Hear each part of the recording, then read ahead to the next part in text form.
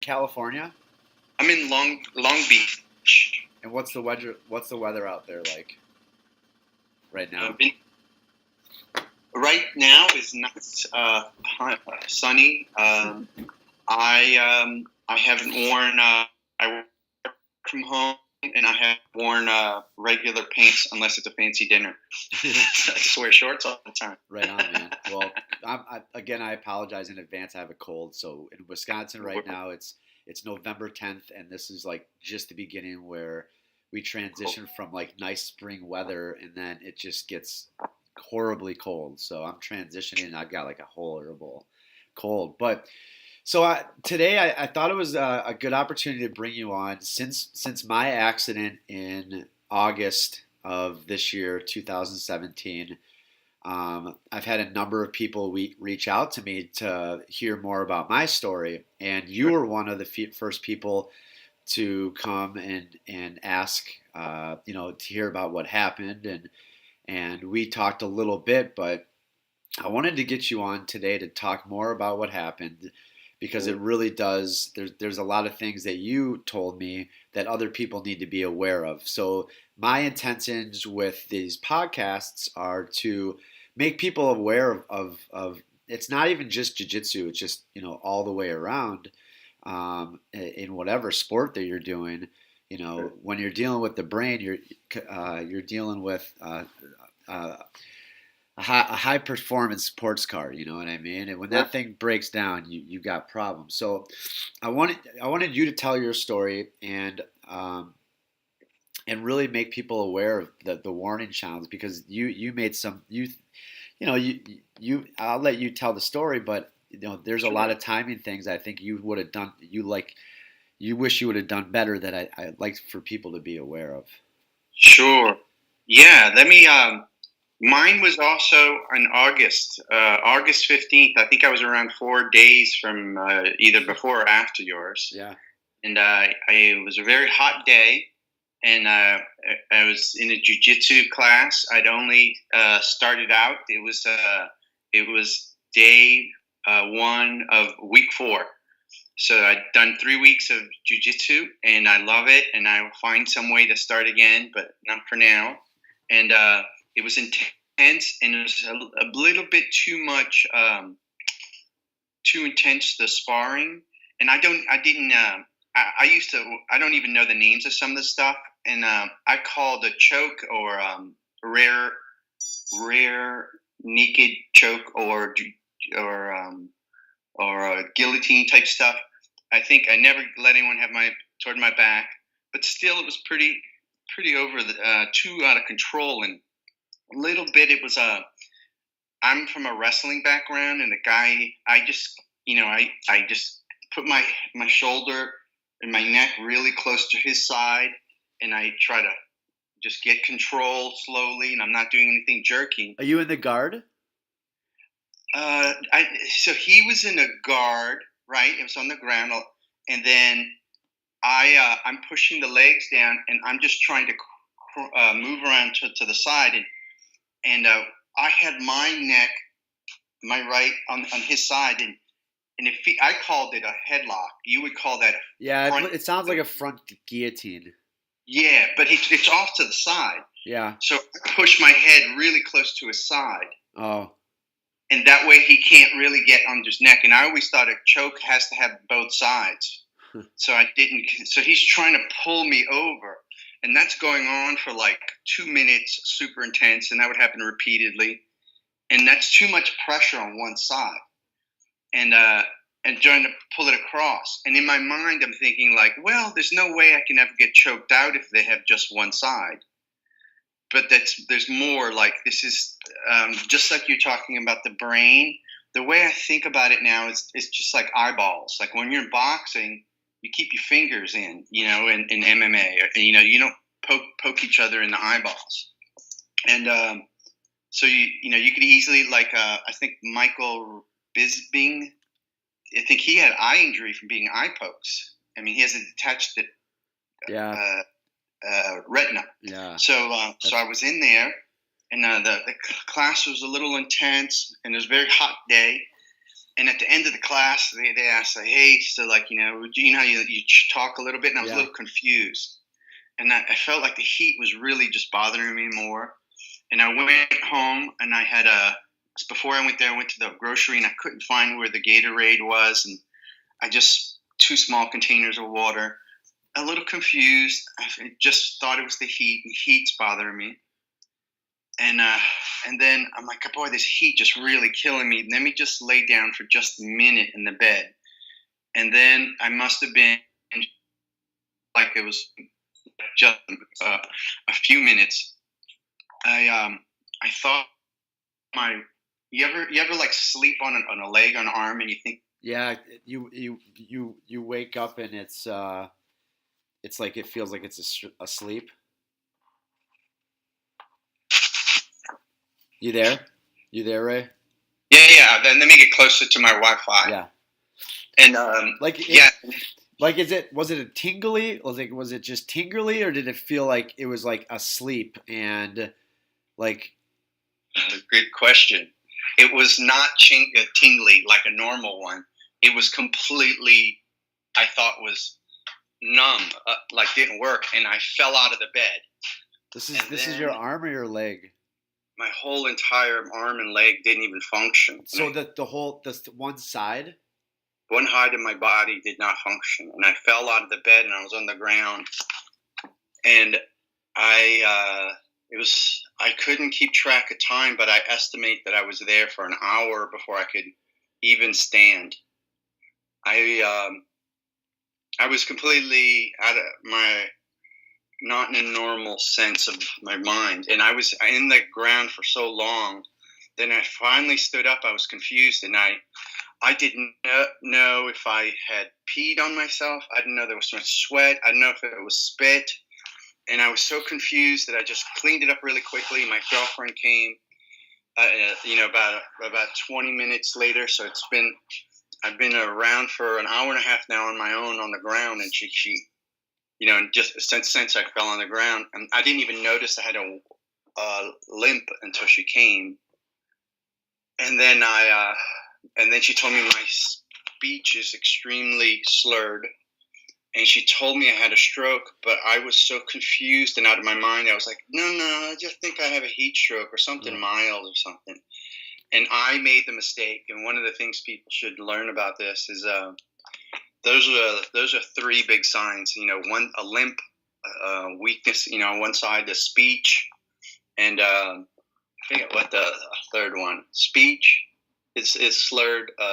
One side is weak, and then your face is one side of the weak is drooping.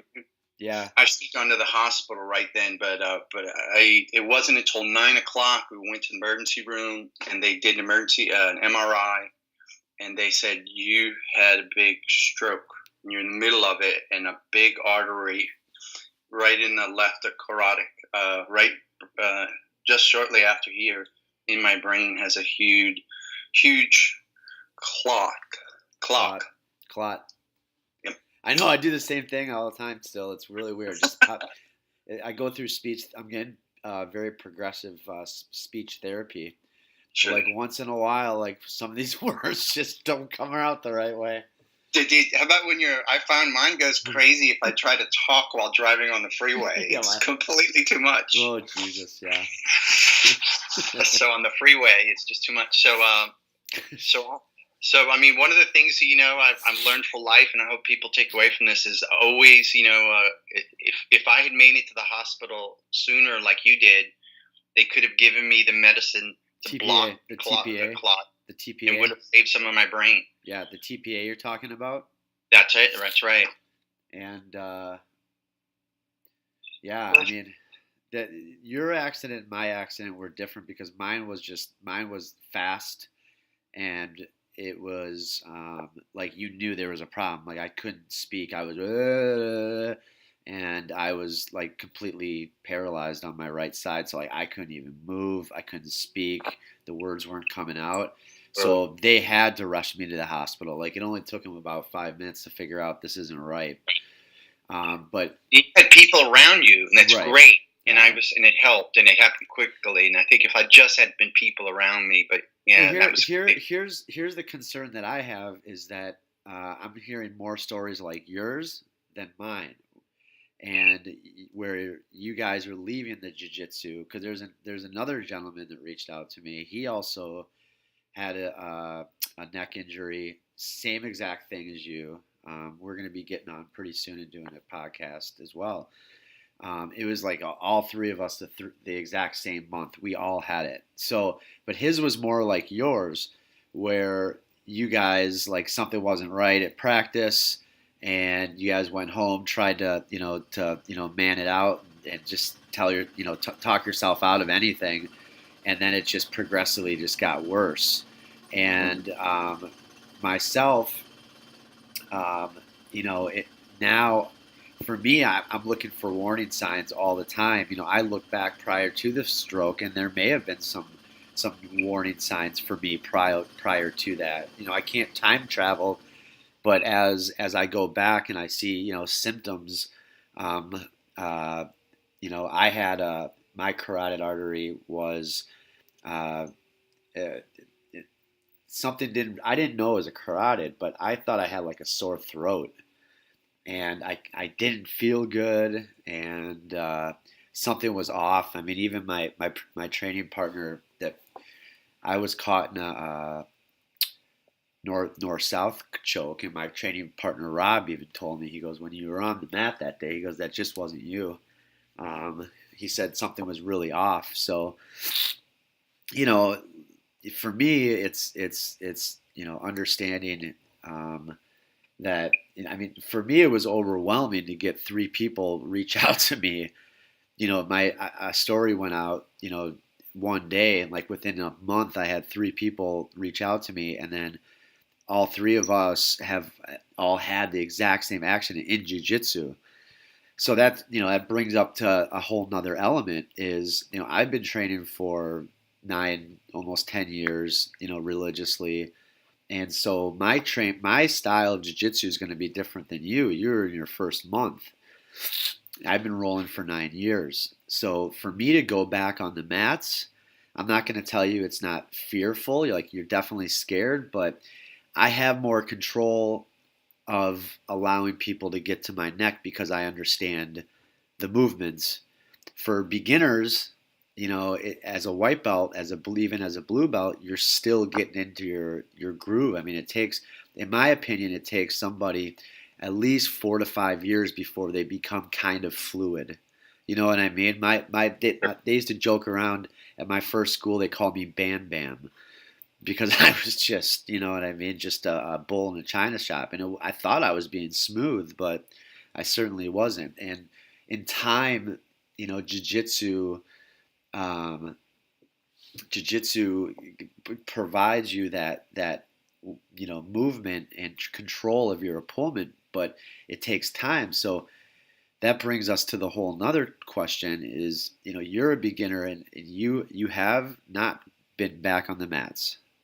I went once when I was one session after my sneaking without anyone in the family knew, and I didn't. I wouldn't even do a roll.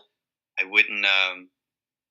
It was a beginner class, totally beginner, and I like at least a third of the class, I was just too scared, and it was only like. It was probably around 2 weeks after the stroke, and I couldn't even say the word perpendicular. And I just at that point I was in denial, and I wanted my life back. Yeah. And it was just my whole emotionally. I was my mind wasn't even right at that point. I know. Yeah, I get it. But people don't. I didn't understand it. Yeah. People don't like you. This is not like a headache. It's not like a flu. I had an entire day. It was so bad that I couldn't say the word blue. Oh yeah. And I'm happy that I recovered and I have functioning, and I'm not and I'm empathetic, and not just me. I want to have a really good game plan, so I don't ever want to hurt someone like this. Yeah. Well, I want to. This is where I start. I've been in my own head for the last 3 months. So I have a gym where I'm a co-founder of, and my business partner, he's older, and he has always told me from the beginning that he didn't feel comfortable with a lot of the neck crank type chokes, and I mean I even was there's I mean anytime you any there's so many chokes. There's so many chokes to manipulate and tap. If you can ever look up, there's a couple articles on called the go-go choke, and that's not really a carotid artery choke. It's more of a neck crank choke, the go-go choke. Um, but it's a neck. Anytime Mike said to me, he goes, anytime you're manipulating the necks like you are, neck cranks, ripping guillotines, all that kind of stuff. He said there's got to be a respect for the neck, and so here's the problem. This is my now, looking back. Let's be honest. I had a stroke from the exact same thing he was talking about. I never modified my training. I never took it very seriously because I never seen anything happen like this. And even after my accident, the jiu-jitsu community reached out to me. Nobody has seen. Maybe some stories will start to come out now, but there is a correlation between the amount recent. Like you can correlate and say that because of the popularity in jiu-jitsu now versus what it was 40 years ago, Totally. the amount of people now are participating is high, high, high. So, Right. okay, so now you're messing around with necks and carotids. It happened to you. It happened to me. It happened to somebody else. I'm start like I said. The reason I started this podcast is to get the word out because people do have stories, and it's bringing awareness to this. But it's this. There has to be some type of way to respect the training and respect the neck. I'm right now. I have not been coaching at my school or rolling at my school. I've been working with Marquette University, and they have a jiu-jitsu club and white belts and blue belts, and I came into that. I had committed to them to be their coach prior to the accident. And instead of calling them to tell them I couldn't do it, because I had to, just like you, I had to start with Marquette was 10 days after I got out of the fucking ICU. So I remember going into sitting 40 people in front of me, and you know what I mean? Oh God. Yeah, but Their speech was all over the place. So a lot of people don't understand. They're like, yeah, I know what you're going through. Most people, when you just went, whoa, yeah, that means that Chris's speech was so bad that every single sentence had mistakes in it. Oh yeah, for sure. Me speaking right now, is you probably can't even tell I had a stroke, But you're exactly right. In the beginning, that's exact. I mean, it's you have. There's words don't come to you. You don't understand. I mean, I still, even to this day, I have typing, speaking issues. I was trying to tell a little girl in jiu-jitsu class to go line up and show me what a gray belt how they act, or I forget exactly what it was, but the word just kept coming out. And I'm looking at her. I'm like, do you know what I'm saying? She's like, nope. I'm like, just go line up. But anyways, with the guys that here's the thing. There has to be some type of answer out there. There has to be some type of training program where if people were in the class where they saw me, I can tell you those people, they have a respect for necks because what they saw that day, they'll probably never, they'll never forget. You know what I mean? Yours wasn't like that, but yours came over the course of time and throughout the day.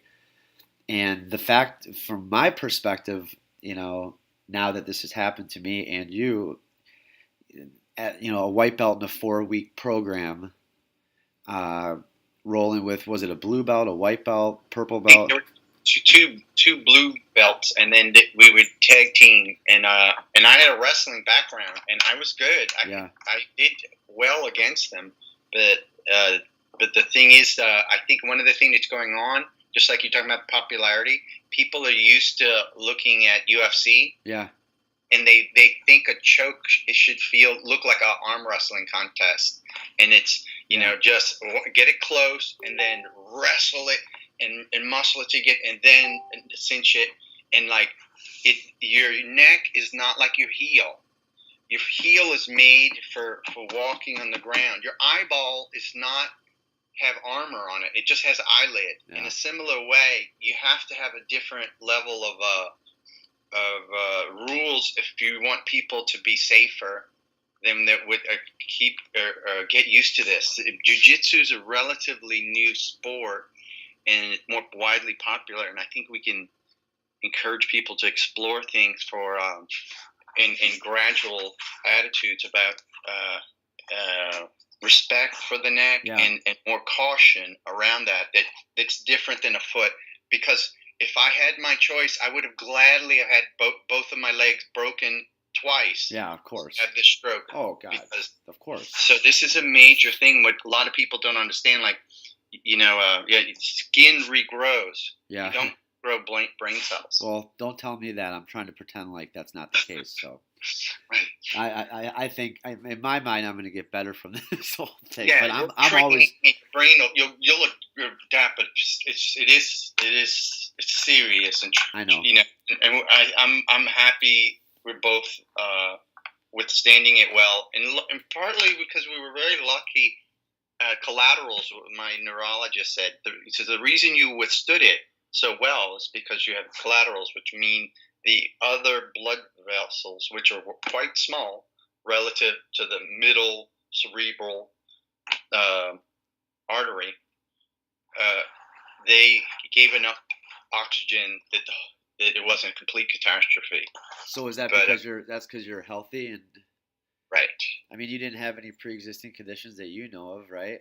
No, I've been seeing so much. I had my cardiologist that has never seen someone get injured in any sport like this.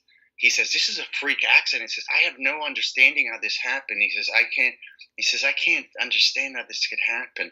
And he said, that's quote his explanation is a freak accident. That's a cardiologist that saw me. And that's what they said at my place too. I mean, so what are they telling you now? Like, what's your limitations? What are they telling you to do? He told me my chances of getting another one is just as low as anyone else. Has no advice for anything, and I have more testing to make sure I don't have a weird genetic blood thing. I don't have which there's nothing likely. They don't have any signs. They did an echocardiogram that had deformed heart. My blood pressure is great. My pulse is great. My blood pressure is great. My cholesterol level's low. My arteries don't have particularly normal or lower than normal plaque for a person my age. And, it's the very small, distance between your lung and your brain where that clot formed, because clots don't go through the lungs. So it has to go somewhere between the lung and the brain, and it's very short where that was formed. So it's not likely that it happened in the brain in that spot. Yeah. So that sounds positive, right? Right. Oh yeah. Yeah. So I hope I can't jump in right away out of respect for my family that's looked out for me in all this chaos and friends. But at some point, once I have a plan, once I have a very concrete plan, I think it's a great thing. I'd like to go back into jiu-jitsu, and if or something, but at this point, without a really strong plan, so I don't strongly don't. Have you talked to your coach about like getting a plan together, helping you? So that's the sad thing. So my jujitsu gym is associated with a A what? gym, Say a CrossFit CrossFit. gym, Okay.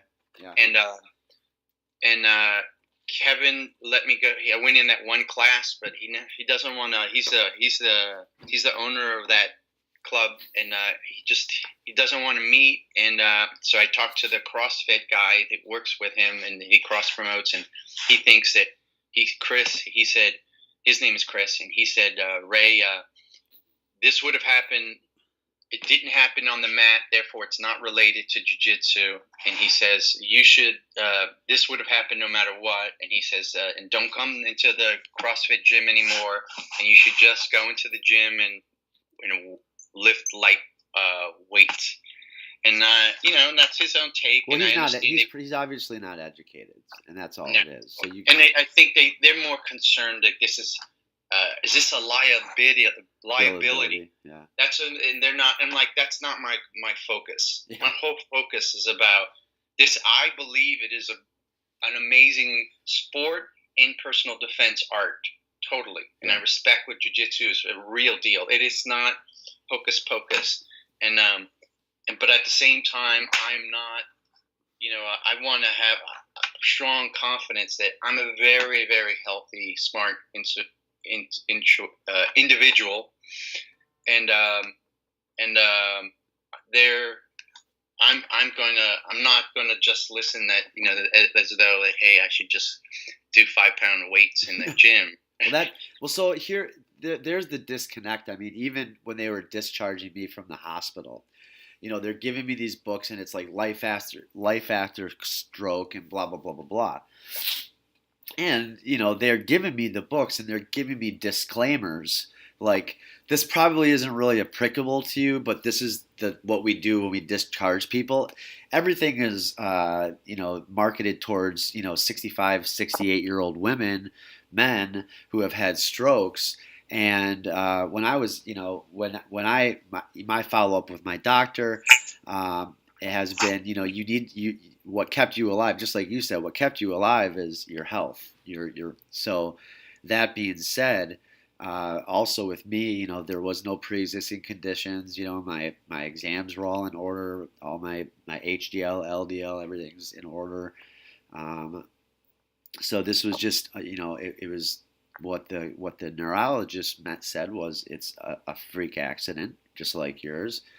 And what the doctor on the follow-up said was, you need to keep doing what you were doing with your life, whatever that is, because that's what kept you alive. So what most people, the stroke education for most people is go back to Planet Fitness or Experience Fitness and pump 5-pound weights and get on the treadmill and walk and get your, fitness miles in.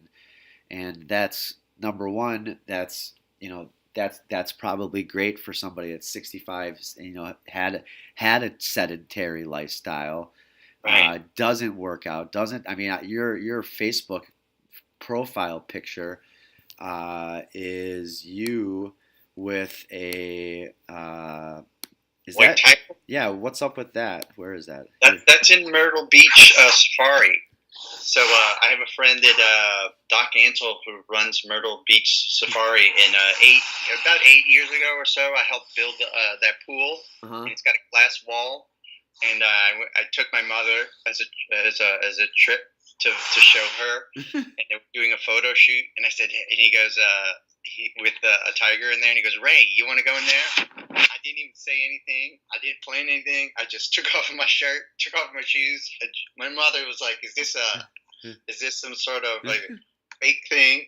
And I took some pictures in with that's a real tiger. I thought for sure, I'm like, dude, this guy's a Photoshop guy. That's a pretty cool picture. That's pretty dope.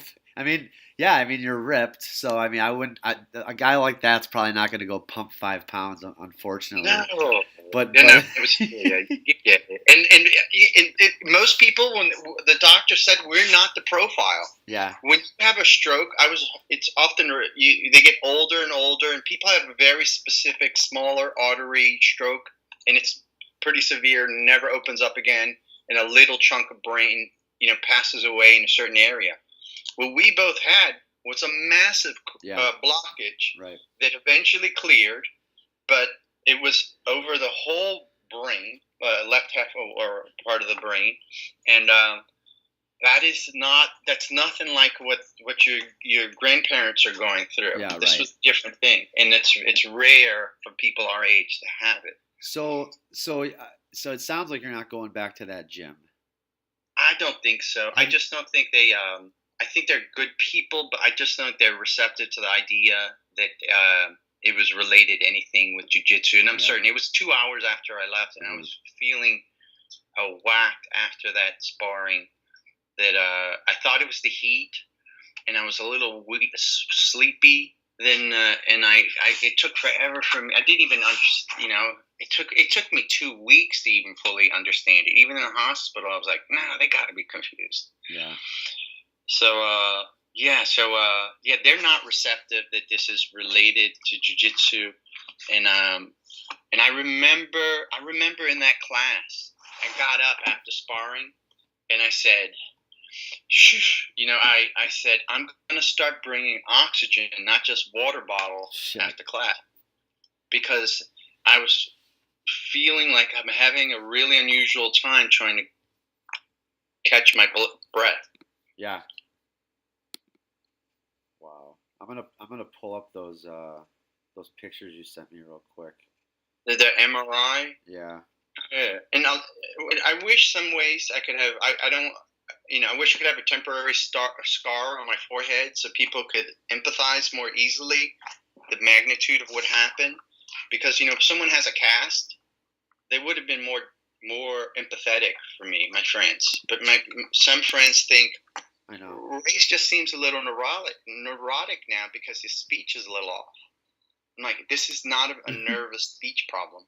This is a apraxia where your brain does specific parts for organizing how to say a word. You don't sound out the syllable. You don't sound out the word hippopotamus. Your brain has to learn each word like a little song, and it has to organize the saying that sound, and that's common for that area to get injured during a stroke. And I think that's what you had too. Did yours? Would they call it apraxia? I don't know. I'm not there yet. I and me, I have so many people like, Chris, you got to really look into this, do your research. Like everybody's more educated than me. I'm just my mentality is, just like, and I'm sure you understand because it sounds like you've been through it. It's like, okay, that didn't happen. Let's just keep going on with life and put it in the past. I've only gone into my I have a follow up with my neurologist in January. So I've been to my doctor since, and to be honest, I haven't pulled out my notes. I've been going to speech therapy twice a week. Just like you said, I'm easing my way back into jiu-jitsu. I teach the guys, so teaching and the guys and girls, the teaching has been my therapy, part of my speech therapy, because if you can teach jiu-jitsu, put your left elbow by your this, by your that, you're learning. And it was a process. The first day I was speaking to the students, the kid in front, like he couldn't help but laugh at me, Palmer. And I saw it was uncomfortable for everybody. It's like, so sorry guys, I just had a stroke 2 weeks ago. Here I am, I'm your coach, blah, blah, blah, blah, is what it sounded like. And, but that's been my speech therapy. I've eased my way back into the jiu-jitsu. I'm not rolling every day like I was previously.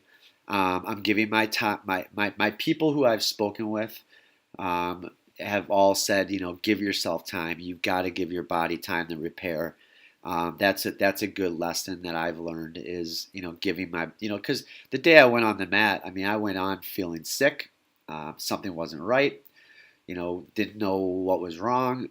Definitely didn't feel like myself, but you do what you got to do. You're there, you roll, man. You know what I'm saying? And that's not what I should have been doing. You know what I mean? I shouldn't.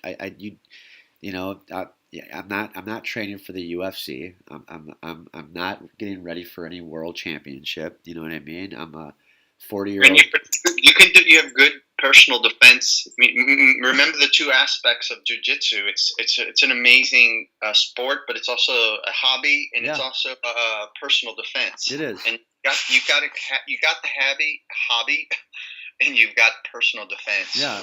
Really good. And that's important, and that's why I would like to see you get back into it. I'm goal driven to find that happy medium, not only with beginners, like the way, even at our gym, having the way I'm teaching the Marquette kids, they respect the neck. These guys they're very respectful of each other's necks. They understand the accident. And I think that's good for jiu-jitsu, because if they go out into the real world and do jiu-jitsu, they're probably not going to be the guy ranking on the neck and going for that choke for 2 minutes until he gets it.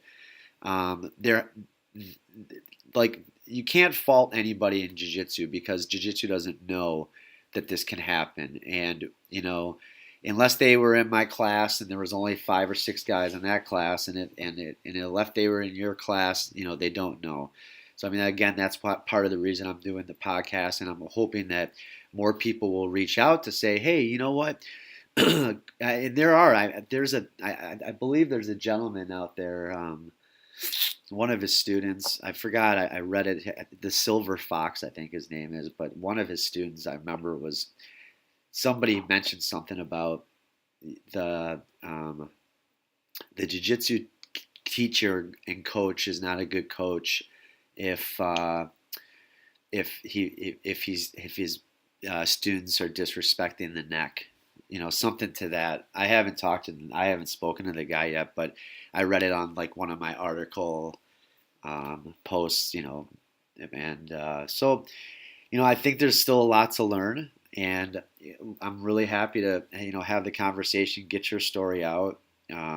People need to be aware of what the warning signs, and also jiu-jitsu coaches need to be aware of the possibility that something like this can happen. And it's I've spoken to a lot of coaches and guys that have been doing it for 40 years, and none of these guys have ever seen anything like this or heard about it. So something to be aware of. We're letting the community know if the coaches want to do something with it, and modify the way that they educate their students. Great. I hope they do. If they don't, that's fine. I just hope that they understand, what those warning signs are.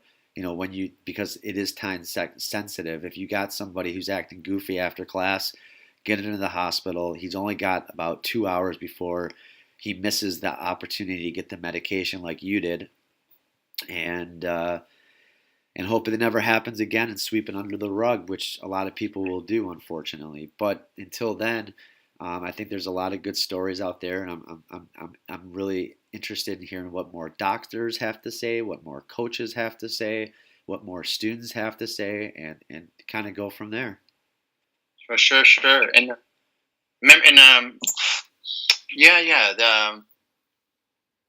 definitely have seen.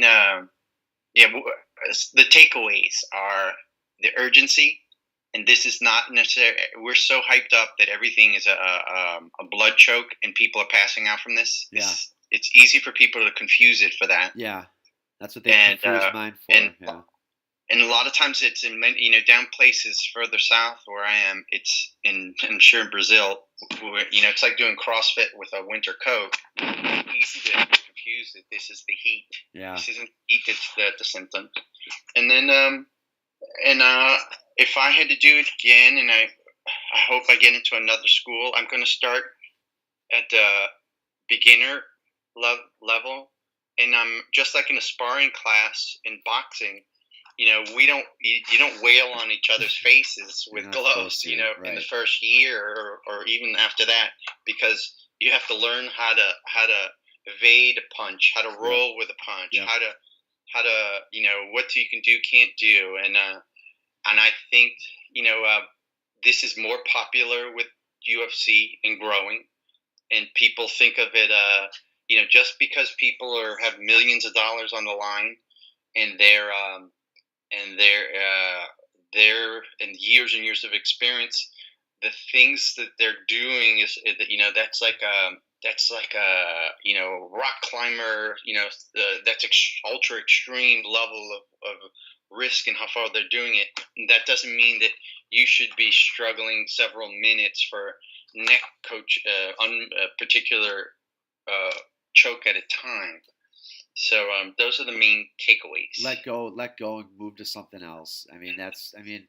If you don't have it, even now, like even when I don't get that my full arm underneath somebody's necks for if I feel like there's a lot of I'll just let go of the neck. I'm starting to look for I'm playing the Kimura trap series more. I'm looking for more arm bars.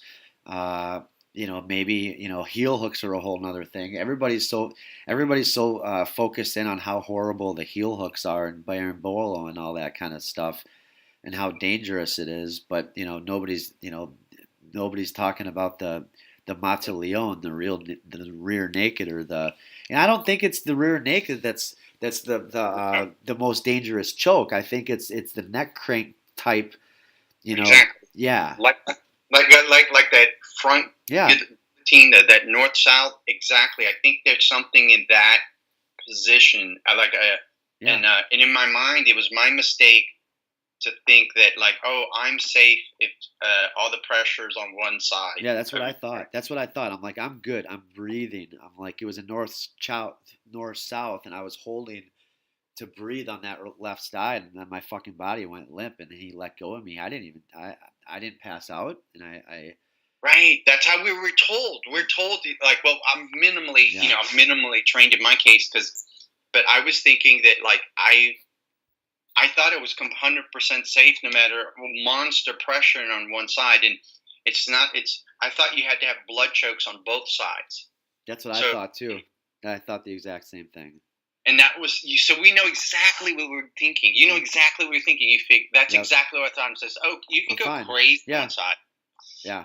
No, that's not the way. He's gonna have to move. He's gonna. I'm breathing still. He's not gonna put me to sleep. He's gonna have to transition, and that's exactly what I was thinking. Exactly. Yep. But the neck is a delicate, tool, and jiu-jitsu is like I was talking to Braulio Extima.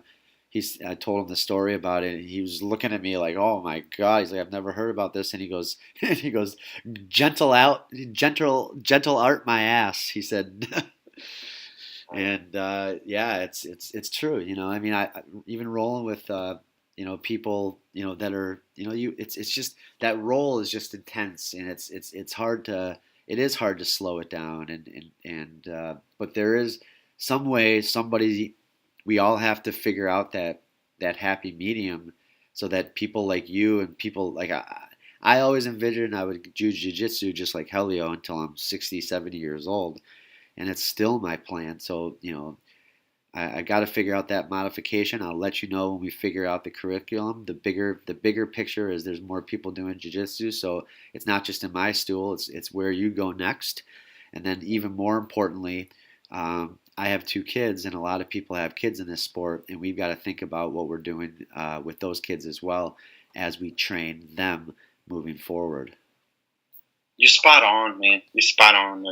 I feel really good about what you're doing, and I hope this goes as wide as anyone that has interest in jiu-jitsu. I think this just like their rules and their big rules about catching people with their fingers in UFC. Yep. When they're punching. Yep. They're very serious about that much more. It wasn't at first. Yeah. And the same thing with concussions at football. They took that more seriously, and they said no more spearing helmet into helmet, and that took people how long, how many, 100 years of football before, or no, I don't know, 80 years of football before they said we can't, the people are more and more popular football, you can't hit each other helmet to helmet in the pros. Yeah. And this is a similar thing, I think. Hey, in personal defense, you can practice it. Yeah. But if you want this as a sport, and if you want to take the risk, we can't. I think we should have much more specific rules on, like, you can't put massive pressure on one side. You cannot continue a particular neck attack after so many times. But people got to be creative and learned in that. And yeah, we'll see. Yeah. Yeah. Let their journey begin. Well, thanks, Larry. It was good talking to you, man. All right, Chris. Thank you so much for reaching out, and we'll stay in touch. And you've been your story has helped me, and I could have, when I first saw my MRIs and other things, I was depressed, and I'm back on my horse, and there's all sorts of different exercising, and I hope we have big life still coming. Oh yeah, bro. We're gonna be hanging out soon. I'll be coming to Cali. Don't worry. I'm coming to you, Mr. Wisconsin. Take care. All right, brother. Bye-bye. Later.